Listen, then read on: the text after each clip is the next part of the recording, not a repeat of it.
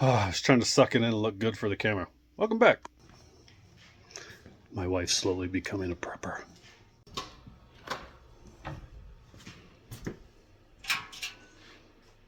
I have a feeling this is just the start of it. Look, she's even got flour and stuff down in there. And jars of rice. Seasoning. That'll make the squirrels taste good. I think my plan's better. I'm going to barter toys. That should be worth at least 2 eggs. Medium size. What do you think? Goat, maybe? Oh yeah, Buzz Lightyear. That's at least a tractor. We got 8 packages to ship out today. It's lunchtime. Oh, it all looks so good. If you haven't had Sonic's cheddar peppers before, you're missing out. Maybe not on healthy food, but on taste, you're missing out. So this is what I've been working on recently, is trying to list a bunch of VHS. And if you're thinking about getting into reselling, or you just haven't thought of VHS for some reason, you might want to look into it. So a lot of times when I'm out sourcing, I'll be at garage sales, estate sales, or even thrift stores sometimes, and I'll make sure to look through the VHS if people have them, because some of them are worth picking up, especially when you can get them for less than $1. So for instance, I picked up all 3 Teenage Mutant Ninja Turtle movies from the 90s for 50 cents each. And check this out.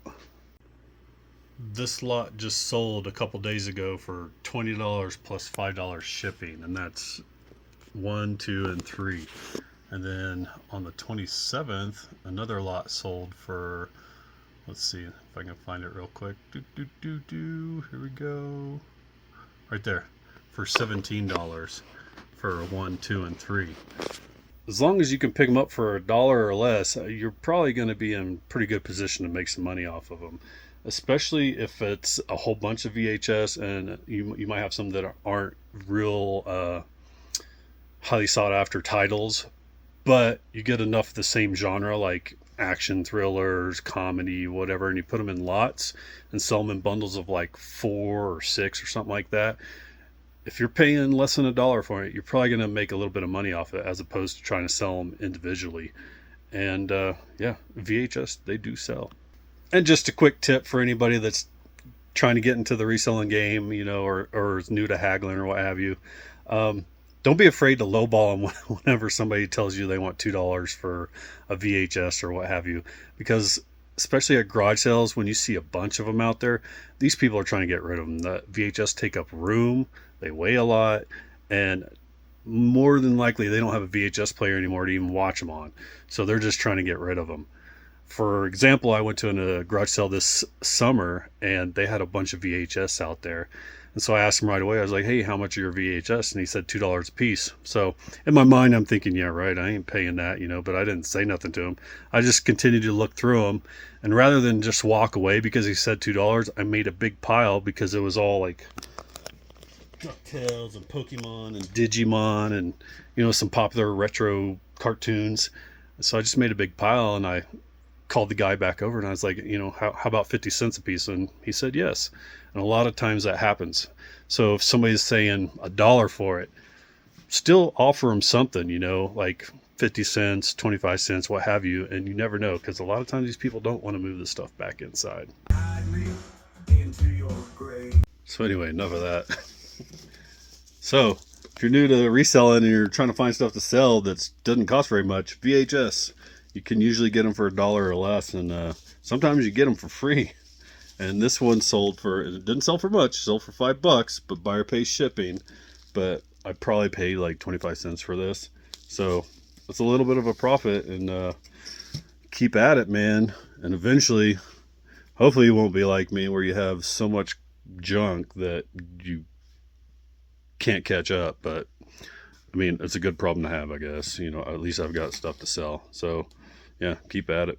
$3.22 is what we're going to make off of that VHS after shipping and everything and eBay fees.